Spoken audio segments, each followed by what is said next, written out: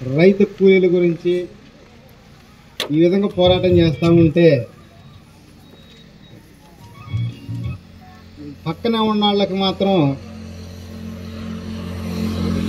వాళ్ళకి అర్థం కావట్లేదు. ఎప్పుడు కూడా ఏంటంటే ఉండా ఊళ్ళో ఇలువ అర్థం కాదు. అది పక్క నుంచి వచ్చిన వాళ్ళకే ఆ ఇలువ ఏంటో తెలిసింది.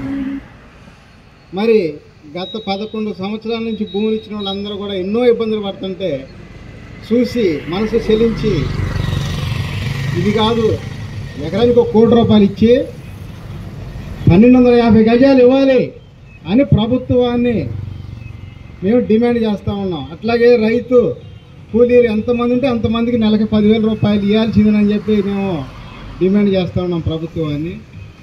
హైదరాబాద్ నుంచి వచ్చినందుకు షరీఫ్ గారు థ్యాంక్ యూ.